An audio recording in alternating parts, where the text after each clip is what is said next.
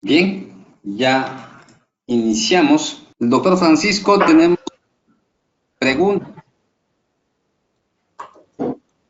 Genial. Tenemos un comentario de Hola. José Ariel, quien indica, tiene como propósito incrementar el grado de confianza de los posibles usuarios de un informe profesional. Eso manifestó José Ariel al inicio. La pregunta es de Ana. Excelente. El programa de aseguramiento de la calidad de auditoría interna, ¿quién lo tiene que realizar? ¿El jefe de auditoría o el directorio? Asimismo, No, este ya. programa debe estar aprobado en directorio y o comité de auditoría. Muy buena pregunta. El programa lo diseña el director de auditoría interna o el gerente de auditoría interna, ¿no? O el auditor interno. Y es presentado y discutido con el directorio. Y efectivamente se alienta a que el directorio apruebe, o el comité de auditoría, ¿no? Apruebe este programa de aseguramiento y mejora de la calidad, ¿no? Así es. Si tuvieran alguna otra pregunta, este es el momento para que lo puedan realizar, vía chat como también vía micrófono. Doctor Francisco, no tenemos más preguntas, continuamos. Genial, genial. Bueno, entonces ahora entramos como que un poco a la parte interesante para nosotros como auditores internos, ¿no? Cómo demostrar la conformidad con cada una de las normas. Y vamos a ver, empezamos. Arrancamos con las normas 10.00, que es del propósito, autoridad y responsabilidad de auditoría interna, ¿no?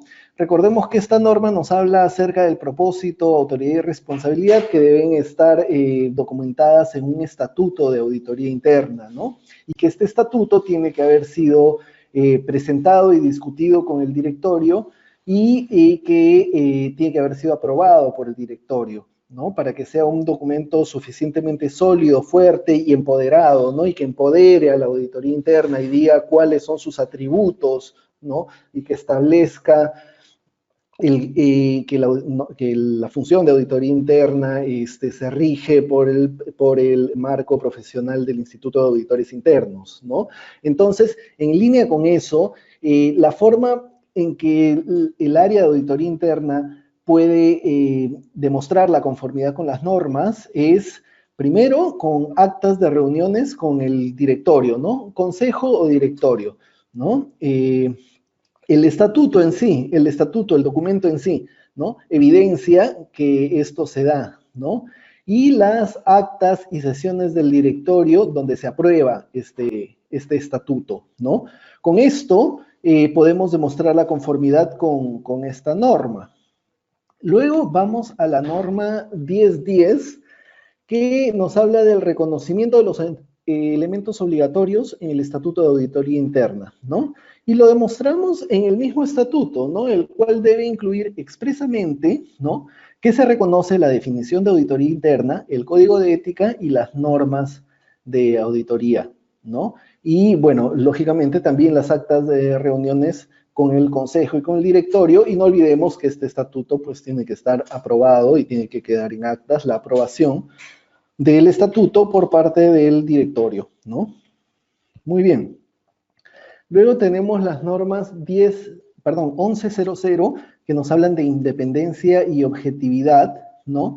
Y la norma 1110, que nos habla de independencia dentro de la organización, ¿no? ¿Cómo demostramos cumplimiento con los requerimientos de estas normas? Pues con el Estatuto de Auditoría Interna, que debe especificar a quién reporta el área de auditoría interna, que el área de auditoría interna debe estar libre de injerencias, que debe ser independiente de la gestión, ¿no? Además, con el organigrama de la organización en sí, ¿no?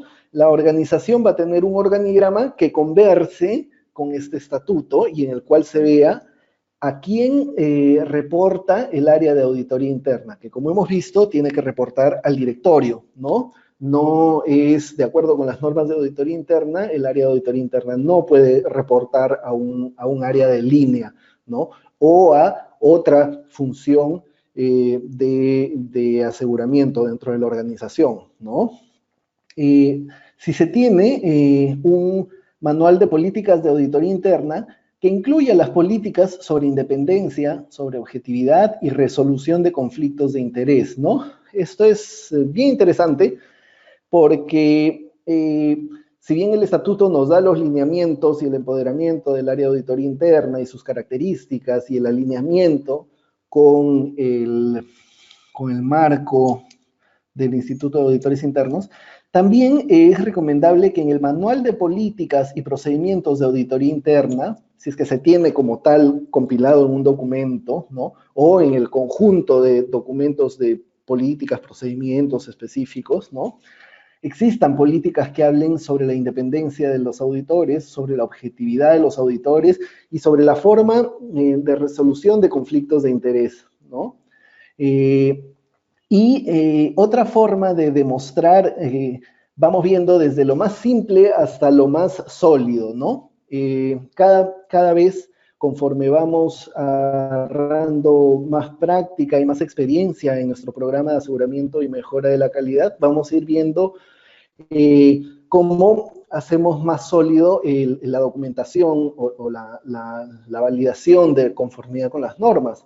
¿Por qué? Porque si bien tenemos un estatuto y está esto reflejado en un organigrama, ¿no? Y tenemos un manual de políticas, tenemos políticas o procedimientos, por ejemplo, las capacitaciones que se hacen al personal de auditoría interna respecto de políticas y procedimientos, respecto de lo que es el estatuto de auditoría interna y respecto de el área de auditoría interna y el código de ética y las normas del instituto, estas capacitaciones también demuestran que se está efectivamente poniendo en vigor estas normas, ¿no? Es bien importante el tema de las capacitaciones internas, ¿no? Ahí pongo capacitaciones, paréntesis, evidencia. Bueno, es evidencia de las capacitaciones, ¿no? Que pueden ser, bueno, dentro del programa de capacitación anual o actas de las capacitaciones recibidas, ¿no? Los materiales de capacitación y las listas de asistencia para ver quiénes recibieron esa capacitación, ¿no? Así se evidencian las capacitaciones. Bueno, la norma 1111, ¿no? Que habla de la interacción directa con el consejo, consejo, entendamos directorio, ¿no? Consejo es una palabra más bien de la traducción de la versión del inglés de las normas, ¿no? Bueno, puede haber países en los que se llaman consejos, ¿no? ¿Cómo evidenciamos esto? Pues con informes de reuniones con el consejo y director o directorio, ¿no? Evidenciamos que los auditores tienen interacción directa con el directorio con las actas de reuniones que se tienen con el directorio a lo largo del año, las distintas interacciones que se tienen, ¿no? Que quedarán muchas veces en actas del directorio o si son reuniones específicas y que no son como parte de una sesión de directorio, pues quedará un memorándum de la reunión, un acta de la reunión específica, debe quedar, se recomienda que quede como evidencia, ¿no? Agendas y actas de sesiones, ¿no? O el directorio, ¿no? Y alguna política que requiera que el director de auditoría interna se reúna periódicamente con el consejo, ¿no? O con el directorio, que esté documentada en el estatuto del directorio, ojo, aquí no estamos hablando del estatuto de auditoría interna, sino es una política que hace parte del estatuto del directorio, ¿no? O de un comité específico del directorio, de varios de sus comités, como por ejemplo el comité de auditoría, ¿no? Pero de repente si se tienen otros comités en los que también tiene participación el auditor interno, pues debería tener esta política, formar parte de los estatutos de esos comités en específico, ¿no? Luego viene la norma 1112, ¿no? Que nos dice que el papel del director ejecutivo de auditoría, además de auditoría interna. Ya, muy bien. Recordemos esta norma y la vamos a leer para tenerla fresca, y nos dice, cuando el director ejecutivo de auditoría interna asume o se espera que asuma un papel o responsabilidad además del de auditoría interna, que puede ser en un caso particular, en un tiempo específico, por alguna situación de la organización, o si es una organización muy chica y se requiere que además vea otros temas, como por ejemplo liderar o encargarse del área de gestión de riesgos, que no es lo recomendable, pero si es que se da una situación así, ¿no? La norma nos dice que debe aplicar salvaguardas para limitar impedimentos a la independencia y objetividad. ¿Recuerdan que vimos esa norma? Bueno, ¿cómo se evidencia esto, no? Pues el Estatuto de Auditoría Interna y las revisiones y sus aprobaciones a lo largo del tiempo.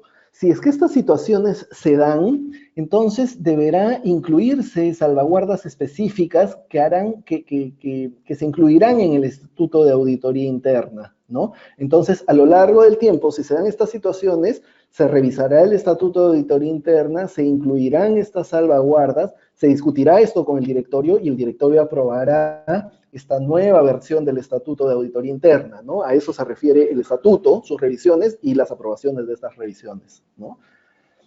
Actas de reuniones con el directorio, ¿no? En las que quede claro la exposición de impedimentos y las salvaguardas que deberán contemplarse en estas situaciones, ¿no? Incluso puede haber revisiones independientes de otros proveedores de aseguramiento dentro de la organización, ¿no? Que evidencien que se está cumpliendo esta norma 1112, ¿no? Y también las encuestas a los clientes de auditoría podrían dar algún tipo de evidencia, tal vez no tan directa, pero sí algún tipo de evidencia de que esta norma se está cumpliendo, ¿no? Luego viene la norma 1120, que habla de la objetividad individual, ¿no? Que dice que los auditores internos deben tener una actitud imparcial y neutral y evitar cualquier conflicto de interés. Pues, ¿cómo evidenciamos esto? En el Manual de Políticas y Procedimientos de Auditoría Interna debería incluirse procesos de evaluación del desempeño, ¿no? Políticas sobre objetividad, políticas y procedimientos que hablen respecto de los conflictos de intereses y su tratamiento, ¿no? Y cuando decimos y su tratamiento, lo que queremos decir es que especifiquen casos o situaciones de conflictos de intereses y cómo poder evitarlos, ¿no? Y cómo informar oportunamente cuando se dan estos casos, ¿no? Es sumamente importante que cuando en alguna situación se pueda dar un tema de conflicto de interés, recordemos que los conflictos de intereses es un tema bien delicado porque pueden ser reales o aparentes, ¿no?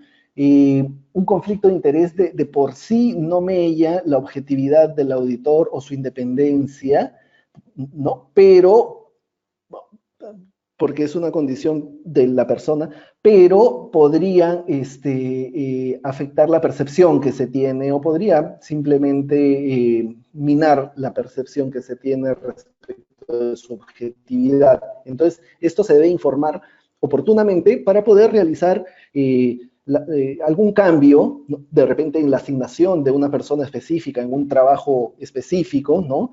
Oye, yo tengo algún impedimento de independencia o de objetividad porque yo participé, fui parte de esa área o participé en un proyecto de consultoría que de alguna forma podría mediar la objetividad. Ah, pues bien, si eso se da, entonces cambiamos a esta persona y ponemos a otra persona del staff para que haga esa revisión, ¿no?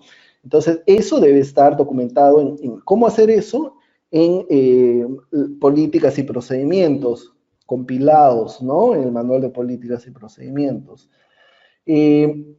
La asignación de personal en el tiempo, también es interesante ver esto como evidencia de la objetividad individual, porque vimos que en algunos casos la objetividad individual podría verse afectada cuando una misma persona revisa una y otra vez y otra vez y otra vez un área y en la cual puede llegar a tener cierta familiaridad, ¿no? Lo recomendable es hacer una asignación que permita romper ese tema de posibles recurrencias que generen afinidades, ¿no?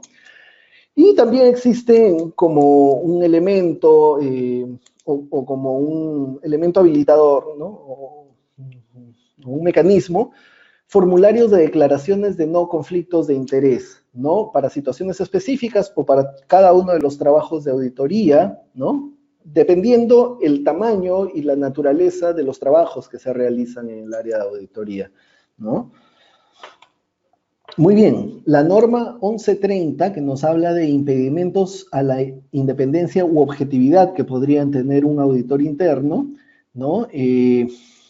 Leamos la norma para ponernos un poco en contexto. Nos dice, si la independencia u objetividad se viese comprometida de hecho o en apariencia, los detalles del impedimento deben darse a conocer a las partes correspondientes. La naturaleza de esa comunicación dependerá del impedimento, ¿no? Entonces, ¿cómo evidenciamos que se ha procedido de acuerdo con esta norma ante esta situación? Pues con actas de sesiones del directorio en las que se discute este tema, ¿no? En las que se da a conocer este tema, ¿no? Memorandos de trabajos específicos documentando estos hechos, ¿no? En el manual de políticas y procedimientos, pues que tenga políticas o procedimientos para abordar estas situaciones, ¿no? Recordemos que un impedimento a la independencia o objetividad puede darse por situaciones particulares o puede darse porque alguien en la organización pone trabas a la independencia o a la objetividad del auditor, ¿no? Esto debe ser comunicado inmediatamente al consejo, al directorio, ¿no? Con la oportunidad de vida, y eso es lo que debe documentarse de esta forma que hemos visto. Muy bien, luego viene la norma 1200, que nos habla de la actitud y cuidado profesional, ¿no? Entonces, si esta norma nos dice que los trabajos deben cumplirse con actitud y cuidado profesional adecuados, ¿cómo podemos demostrar que estamos cumpliendo con eso? Pues si la organización, nuestra organización de auditoría interna, nuestra área de auditoría interna, tiene descripciones de puestos, ¿no? Donde se diga qué tipo de auditor es el puesto tal. Se me ocurre el auditor junior de procesos, el auditor junior de sistemas, el auditor senior de procesos, de sistemas, en general, ¿no? Una descripción de los puestos con los que se tiene que contar en el área, ¿no? Donde se detalle las habilidades, los conocimientos y competencias del personal requerido, ¿no?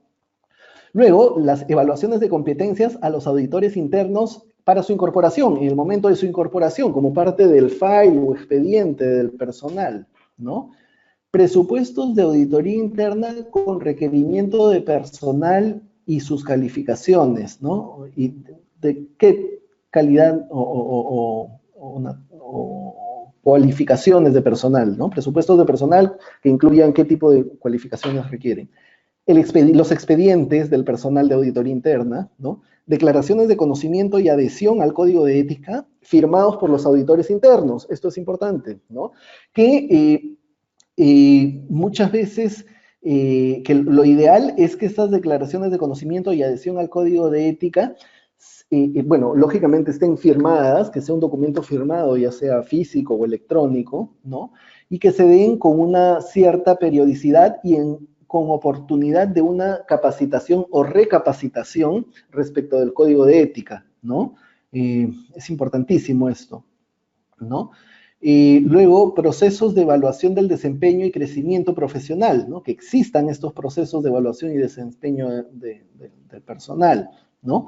Documentación de las revisiones de trabajos realizados por los auditores, es decir, la evaluación del personal y de los trabajos que han realizado, ¿no? Es decir, se hace la auditoría de compras, se termina la auditoría de compras y se hace una evaluación del equipo que participó ahí, en función a los criterios que hacen parte de todo el proceso de evaluación y desempeño, ¿no?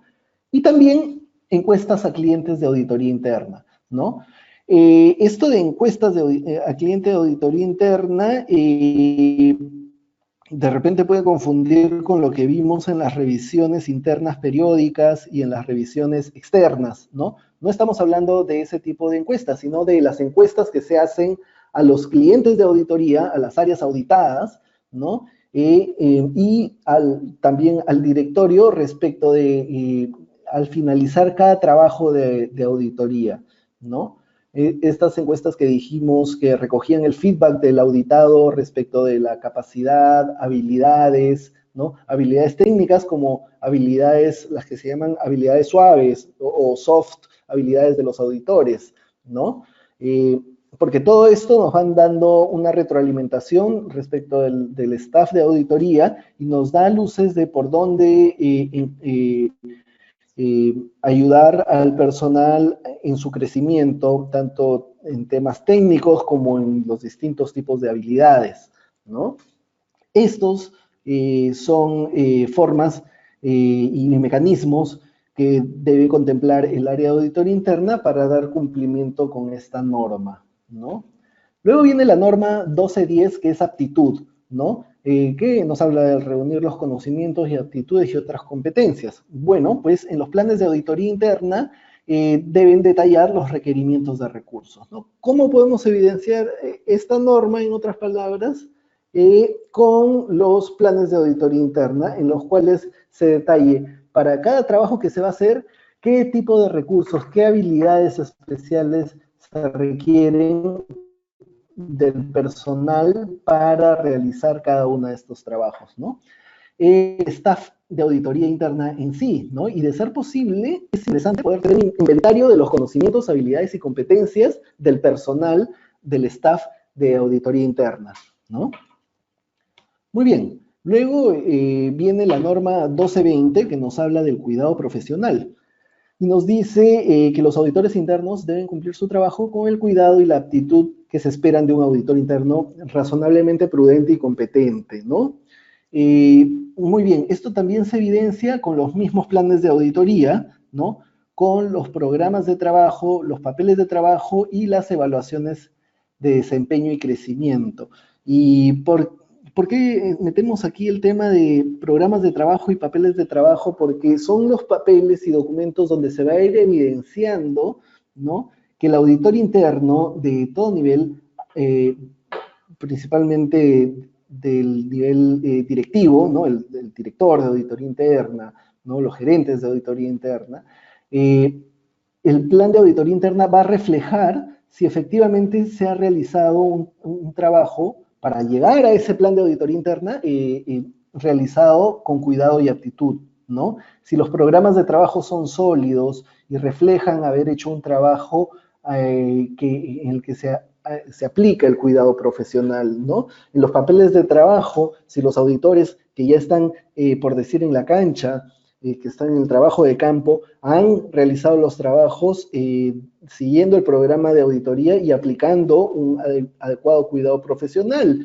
Y si es que quienes los han supervisado y revisado, primero, si es que ha habido una supervisión y revisión, y si es que esta supervisión y revisión ha permitido, queda evidenciada y ha permitido guiar el trabajo con cuidado profesional, ¿no? Y lógicamente la evaluación del desempeño y crecimiento, ya sea en las distintas etapas, ya sea en las evaluaciones luego de que el equipo que realizó una revisión de auditoría interna termina esa revisión, o en un momento a lo largo del año en el que se haga una gran evaluación de desempeño en función a la retroalimentación de cada uno de estos trabajos, ¿no? Muy bien. Luego viene la norma 1230, que habla de desarrollo profesional continuo. Y bueno, ¿esto cómo se evidencia? Pues con planes de capacitación, ¿no?, con procesos de evaluación del desempeño y crecimiento, ¿no?, con planes de carrera. Esto es importantísimo, no solo para áreas de auditoría grandes, sino para cualquier área de auditoría en realidad, porque fomentar el crecimiento profesional, que es lo que se hace, ¿no?, mediante un plan de carrera, va a permitir que los auditores internos tengan un crecimiento profesional, ¿no? Recordemos que no solamente estemos pensando en el crecimiento del profesional dentro del área de auditoría interna, sino que de repente, si tenemos un área de auditoría interna en la que de repente no se puede crecer más, pero siempre se tendrá que tener profesionales cada vez mejor capacitados y con más habilidades y con más proyecciones, y que pueden ser cantera para tomar otras posiciones dentro de la organización, de liderazgo, ¿no? O sea, posiciones importantes en la organización. ¿De qué otra forma?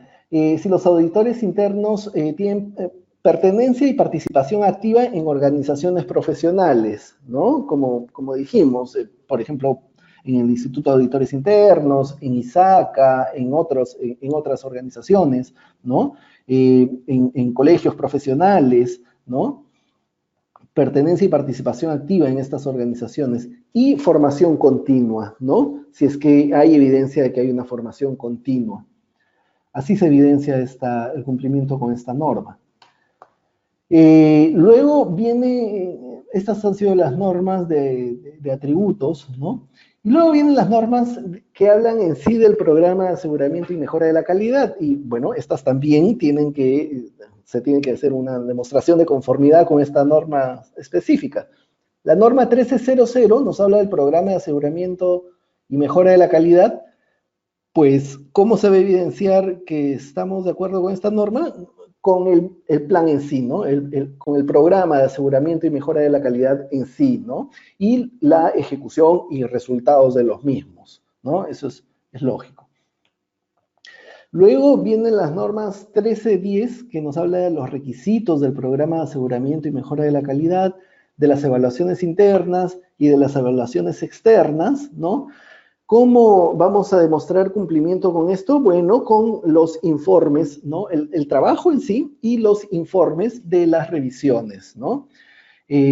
Puntualmente, para las revisiones externas, con el informe de la revisión externa. Y de las revisiones internas, pues con evidencia de la aplicación de las actividades de la supervisión continua, ¿no? Recuerden que hemos dicho que la evaluación interna continua involucra todos aquellos mecanismos que nosotros ponemos a lo largo de toda la gestión y todo el proceso de realizar la gestión y los trabajos de auditoría, ¿no? Como por ejemplo, ¿qué? Como por ejemplo los checklists, ¿no? De verificación, los formatos, ¿no? Métricas, y otros, ¿no? Eso dará evidencia de que estamos cumpliendo con esta norma, ¿no? Y por las normas y evaluaciones internas, adicionalmente, los resultados y presentación de resultados, ¿no? Los resultados y la presentación de estos resultados. Porque recuerden, es importante, las revisiones internas continuas que se hacen a lo largo de todo el año, a lo largo de todo el trabajo de auditoría, luego deben ser revisadas por el director de auditoría interna, tiene que hacer una revisión de todos estos elementos, checklists, formatos, métricas, ver si se están utilizando adecuadamente, si pueden ser mejorados, si ayudan efectivamente a dar cumplimiento con las normas, ¿no? Y en función a eso hará un informe que tiene que presentar al directorio. Adicionalmente, cuando ejecute la tarea o el trabajo específico de revisión periódica, ¿no? También llegará a unos resultados y también tendrá un informe que también deberá presentar al directorio, ¿no? Por eso es que decimos aquí los resultados y su consiguiente presentación, ¿no? De resultados.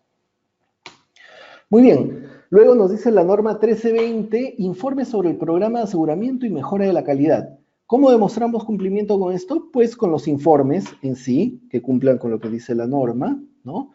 Y con las presentaciones de los informes y actas de reuniones del directorio en las cuales queda evidencia que se presentó los resultados y se comunicó los resultados al directorio, ¿no? Con la consiguiente, con todo lo que esto conlleva, porque seguramente los informes darán luces sobre el grado de cumplimiento y algunos temas que deberán mejorarse. Entonces, esos temas que deberán mejorarse darán pie a un plan de mejora, ¿no? Se me ocurre, si no hay un programa de capacitación para los auditores internos y nosotros hacemos la revisión y sale eso, pues se dirá, ¿no? Para cumplir con las normas tenemos que contar con personal capacitado, con personal competente, y esto se logra a través de tener un programa de capacitación o tener capacitaciones puntuales. Para ello necesitamos estructurar ese plan, ver qué necesidades de capacitaciones hay, y eso conlleva un presupuesto, ¿no? Entonces, Eso es lo que se involucra la presentación de los resultados de los informes, ¿no? Muy bien.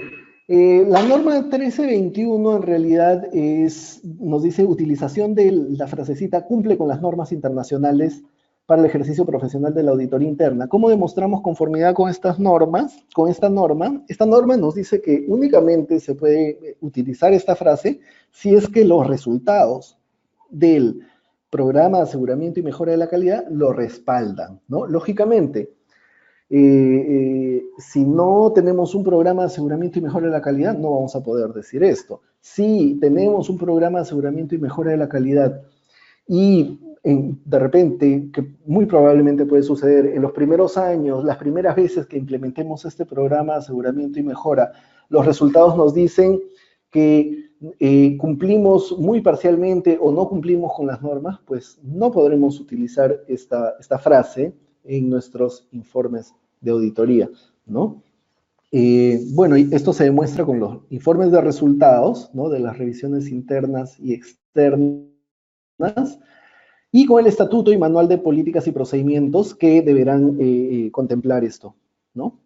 Luego viene una norma bien específica, que es la norma 1322, que es la declaración de incumplimiento, ¿no? Y bueno, es una norma en la que nos dice que si hay algún incumplimiento al código de ética o a las normas, esta debe ser comunicada, ¿no? A la alta dirección y al consejo. Pues el cumplimiento con esta norma en sí, en realidad, el cumplimiento con la norma va por la comunicación en sí, ¿no? Si hay un incumplimiento, pues deberá comunicarse este incumplimiento, ¿no? Esa es la forma de demostrar esta norma. Ahora, ustedes dirán, bueno, pero si es algo, ¿cómo sé? ¿Cómo demuestro que para tener una declaración de incumplimiento tengo que haber identificado el incumplimiento, ¿no? El incumplimiento se verificará como parte de cada una de las normas que vamos a ver, ¿no? En esta norma específica, para dar cumplimiento a esta norma específica, simplemente es la comunicación del incumplimiento en sí. Y, lógicamente, el cumplimiento con todas las demás normas, ¿no? Muy bien. La norma 2000, que ya nos habla de la administración de la actividad de auditoría interna, ¿no? Nos dice que el director de auditoría interna debe gestionar eficazmente la actividad de auditoría interna para asegurar que añade valor a la organización, ¿no?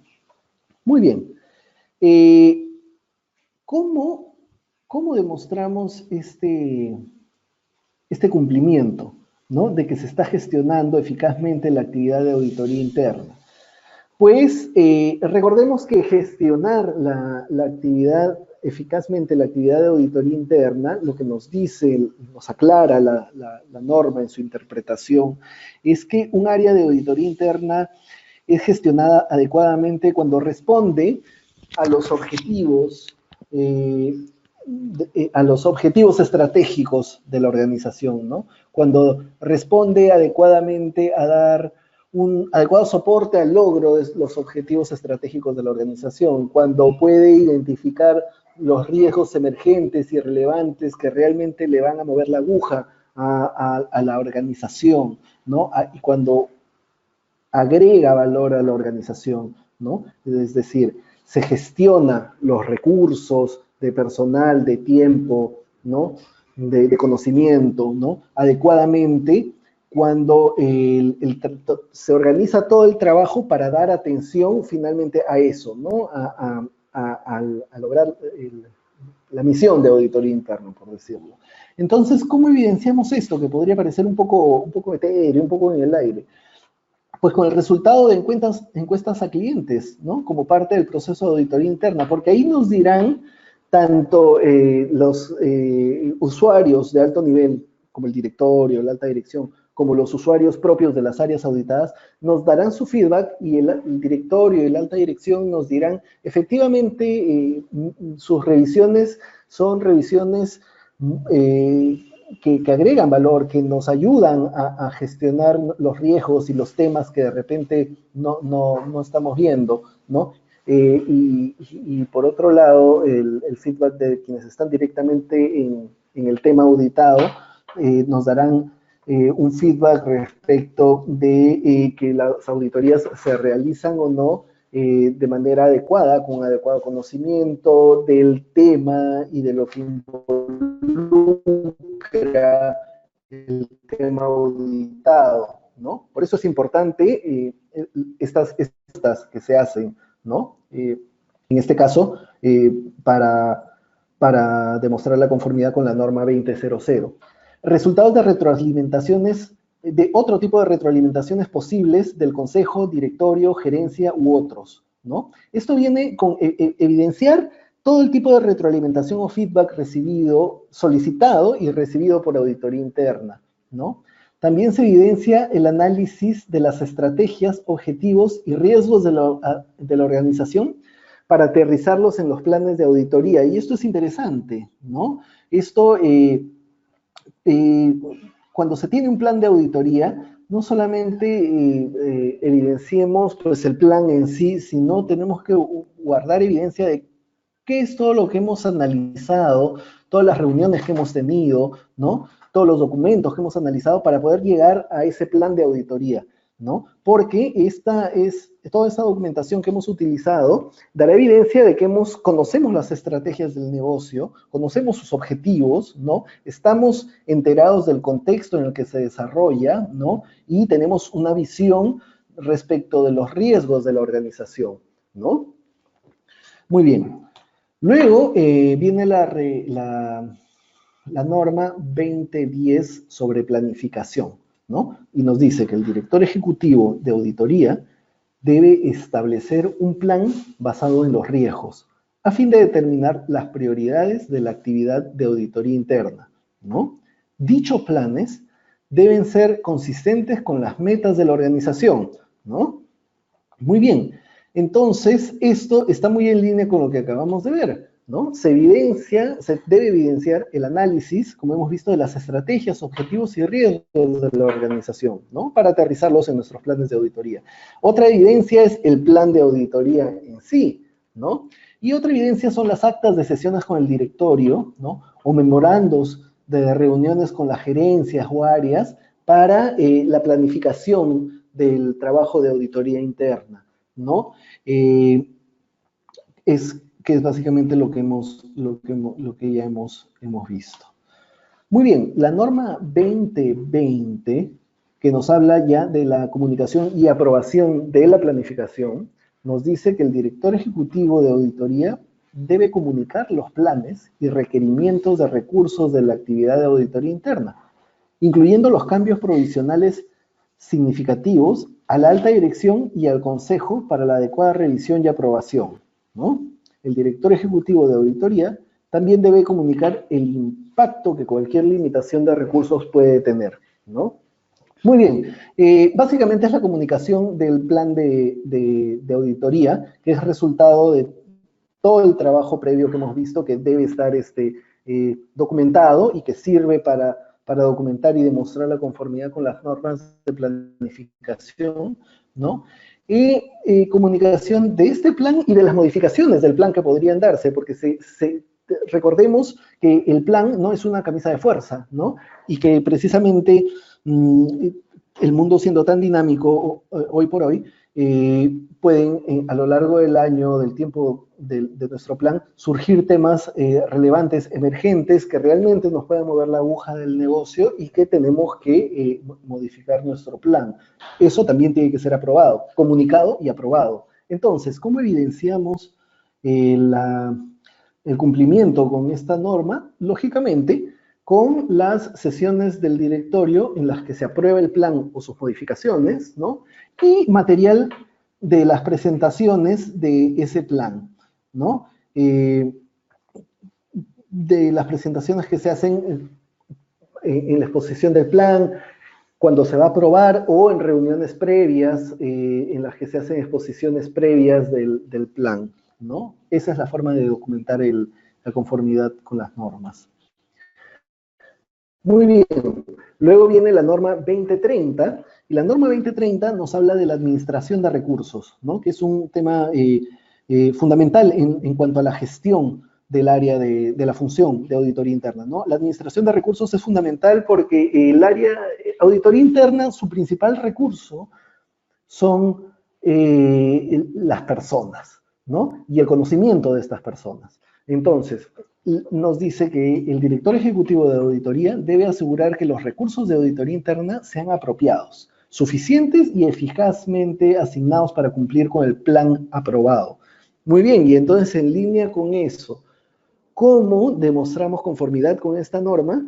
Pues con el plan de auditoría, que debería incluir un calendario de ejecución, una cantidad o presupuesto de horas hombre, ¿no?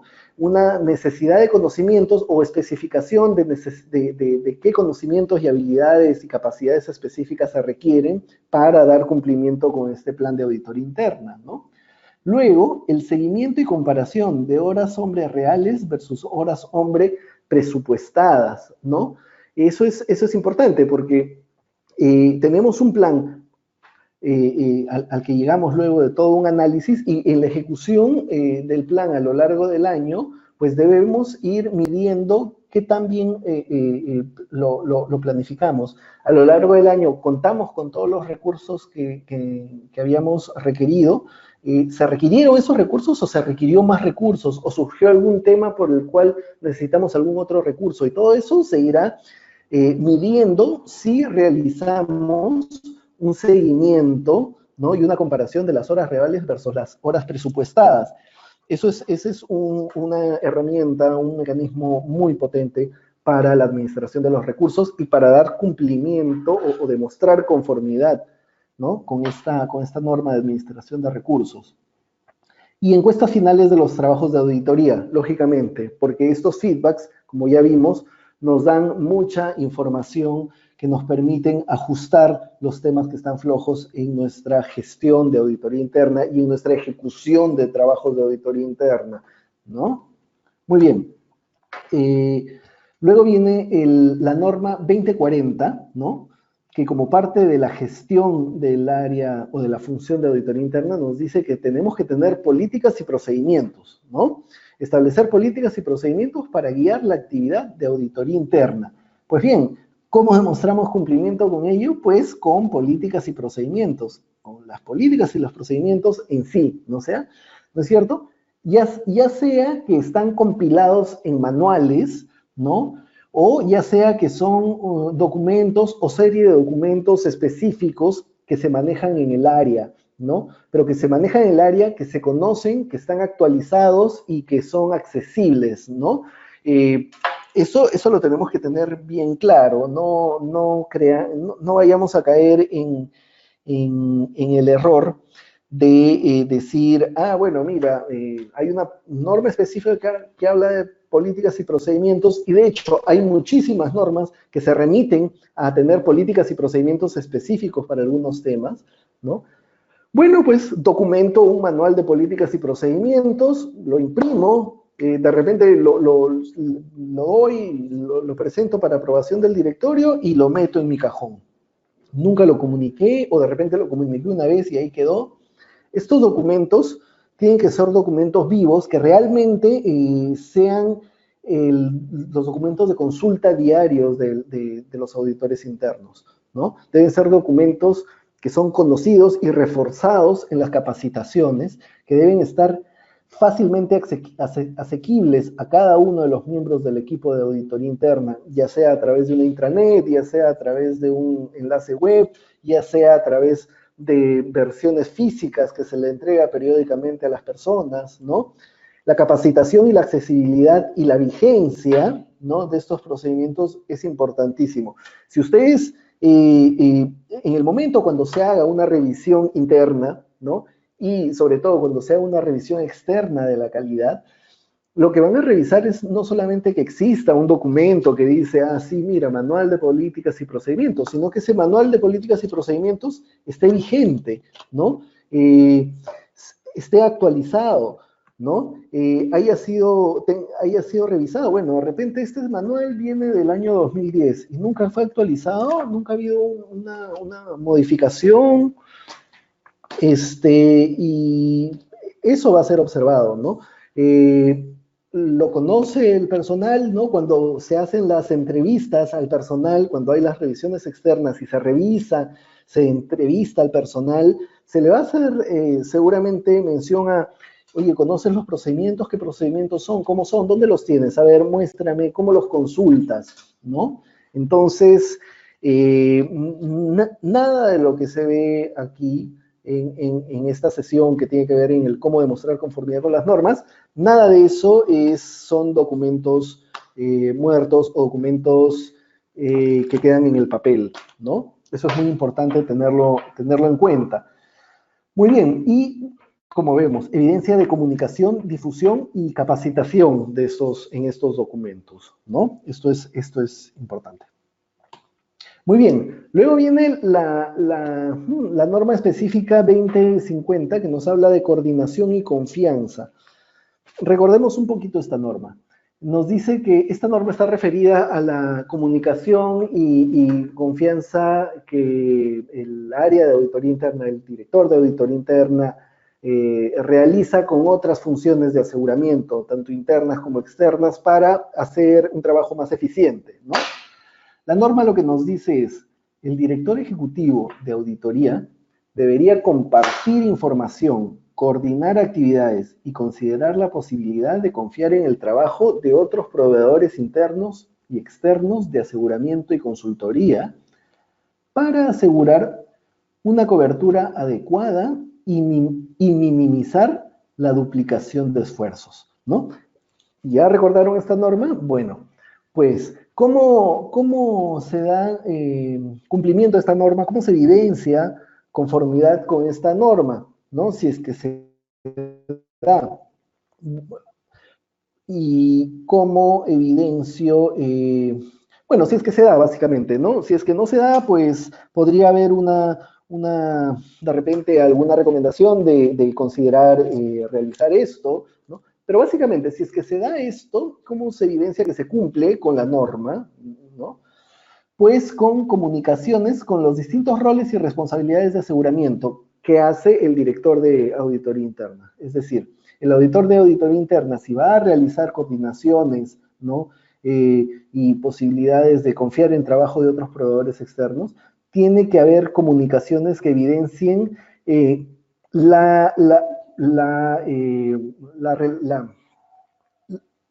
análisis, ¿no? Las solicitudes de información, reuniones que han habido, coordinaciones que han habido, evaluaciones del alcance y el enfoque de los trabajos de cada quien para poder llegar a realizar esta coordinación y confianza, ¿no? Las actas de estas reuniones, ¿no? Y procedimientos específicos para evaluar, incluyendo los criterios, ¿no? Para evaluar el confiar en un proveedor de servicios de aseguramiento, así como evidencia de la aplicación específica de estos procedimientos. Es decir, procedimientos que debería realizarse para poder llegar a la conclusión de que sí, podemos confiar en el trabajo de estas otras personas, ¿no? Eso debería estar en un procedimiento específico que forme parte de las políticas y procedimientos o que sea un procedimiento específico de auditoría interna, pero que me diga qué pasos debo hacer, qué criterios debo considerar para poder realizar una coordinación y confianza con otro proveedor de servicios de aseguramiento, ¿no? Y ojo, no solamente es el procedimiento, sino la evidencia de que se aplicó ese procedimiento, ¿no? De que se hizo los análisis adecuados, se llegó a los acuerdos adecuados, ¿no? Con el otro proveedor de servicios de aseguramiento. Muy bien, luego viene esta norma 2060 que dice informe a la alta dirección y al consejo. Y vamos a leerla para actualizarnos, refrescarnos en la mente. Nos dice, el director ejecutivo de auditoría debe informar periódicamente a la alta dirección y al consejo sobre la actividad de auditoría interna en lo referido al propósito, autoridad, responsabilidad y desempeño de su plan. ¿Mm? Y sobre el cumplimiento del código de ética y las normas, ¿no? El informe también debe incluir cuestiones de control y riesgos significativos, incluyendo riesgos de fraude, cuestiones de gobierno y otros asuntos que requieran la atención de la alta dirección y el consejo. Recuerden, esta norma nos dice que el director ejecutivo de auditoría interna tiene que hacer estas informaciones periódicas a la alta dirección respecto de estos temas, ¿no? Entonces, ¿cómo demostramos cumplimiento con esta norma? Una forma bien práctica es tener un checklist o un inventario de la información que, de acuerdo con las normas, a lo largo de todas las normas, ¿no? Y esta norma en específico, debe comunicarse al directorio, ¿no? Y su calendario, ¿no? Es interesante tenerlo calendarizado, ¿no? De repente. ¿Cuál es esta información? Por ejemplo, información respecto del Estatuto de Auditoría Interna, ¿no? Información respecto de la independencia de la función de auditoría interna dentro de la organización, ¿no? Información respecto del plan de auditoría interna, ¿no? O sea, cuando se presenta para aprobación el plan de auditoría interno, las revisiones previas en las que se va presentando y se va viendo con el directorio si está de acuerdo, si hay algunos temas que les interesaría incluir, ¿no? Los resultados de los trabajos, ¿no? Los informes en los que se presentan resultados de trabajo, ¿no? El plan, el programa de aseguramiento y mejora de la calidad, ¿no? Ya sea como el plan en sí, como el programa en sí, por ejemplo, la comunicación de quiénes serán los revisores externos, ¿no? La comunicación en un informe de cada cuánto se hace la revisión periódica interna, ¿no? Los resultados de cada una de las revisiones también deben ser comunicados, ¿no? Debe haber un informe, una información, o sea, un informe hacia la dirección y el consejo, ¿no? Información sobre el cumplimiento con el código de ética y las normas, ¿no? Que es lo que nos dice aquí específicamente esta norma, ¿no? Y los riesgos y controles significativos y la aceptación del riesgo por parte de la dirección y de la gerencia, ¿no? Esto es como un pequeño checklist de lo estrictamente necesario. A partir de esto, pues, las áreas de auditoría interna pueden implementar otros informes que den cumplimiento a esta norma. Pero bueno, demostramos cumplimiento con esta norma teniendo un inventario, un checklist, ¿no? Un calendario de esta información, ¿no? Y con las actas de las reuniones de comunicación de estos informes, ¿no? De esta información al directorio. Así damos cumplimiento a esta norma, ¿no? La norma 2070 nos habla del proveedor de servicios externos y responsabilidad de la organización sobre la auditoría interna, ¿no? Esta norma nos dice que cuando un proveedor de servicios externos presta servicios de auditoría, ¿no? Dicho proveedor debe poner en conocimiento de la organización que es esta última, o sea, la organización, quien retiene la responsabilidad de mantener una función de auditoría interna efectiva, ¿no? Si damos servicios como servicios de auditoría interna como externos, ¿no? ¿Cómo se demuestra el cumplimiento con esta norma? Pues se demuestra en el contrato en sí, ¿no? El contrato por estos servicios externos entre la organización y el proveedor de servicios. Esto debe estar especificado en ese contrato, ¿no? También en actas y agendas de reuniones con la alta dirección y con el consejo o directorio, ¿no? En reuniones en las que se trate y se especifique y se ponga sobre la mesa este tema, ¿no? Bien, luego viene las normas 2100, que es la norma de naturaleza del trabajo, ¿no? Aquí ya vienen, esta serie de normas son las normas relacionadas con el proceso, ¿no? El proceso como proceso operativo en sí del trabajo de auditoría interna, ¿no? La norma 2100 nos dice que la actividad de auditoría interna debe evaluar y contribuir a la mejora de los procesos de gobierno, gestión de riesgos y control, utilizando un enfoque sistemático, disciplinado y basado en riesgos. La credibilidad y el valor añadido de auditoría interna mejoran cuando los auditores internos son proactivos y sus evaluaciones ofrecen nuevas perspectivas y consideran impactos futuros, ¿no? Muy bien, esto, ¿cómo demostramos conformidad con esta norma? De manera bastante fácil. En el Estatuto de Auditoría Interna se debe documentar las funciones y responsabilidades de la actividad de auditoría interna relacionadas con los procesos de gobierno, gestión de riesgos y control, ¿no? Es decir, con mi Estatuto de Auditoría Interna que cumple con las normas de auditoría interna, pues estoy dando cumplimiento a esta norma, ¿no? Esto se refleja en los planes de auditoría también, en los programas de trabajo y en los informes de resultados, ¿no? ¿Cómo es así que se refleja en los planes de auditoría, los programas de trabajo y los informes de resultados? Porque en mis planes de auditoría voy a recoger esto, ¿no? Voy a considerar realizar trabajos que están relacionados con los procesos de gobierno, de gestión de riesgos y de control, ¿no? Y estos van a estar luego aterrizados en los programas de trabajo, en los memorándums de planificación, o los programas de trabajos específicos, ¿no? Y los informes de resultados, pues estarán enfocados, ¿no? A mostrar los resultados de los trabajos que se han hecho, teniendo en consideración brindar asesoría y mejora a estos procesos de gobierno, de gestión de riesgos y de control, ¿sí? Muy bien.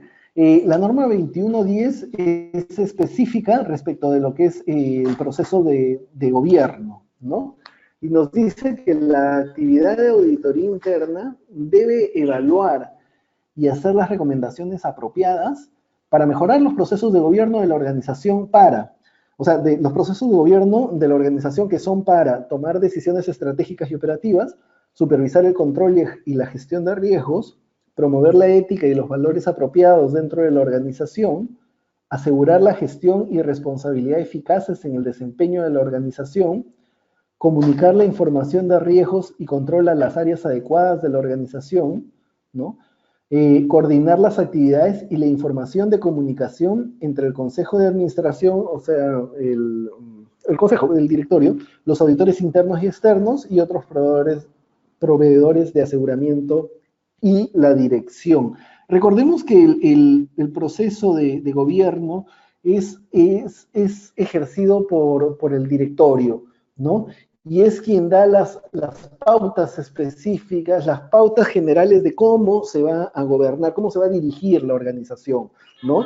Y esas pautas tienen que ser tomadas por la gerencia y ejecutar lo que se tiene que ejecutar. Pero las pautas de gobierno, de cómo se van a hacer las cosas, cuáles son los lineamientos, cuáles son, en otras palabras, las políticas para dirigir la organización, para gobernar la organización, la da el directorio, ¿no? Y esos son los procesos de gobierno a los que se refiere esto.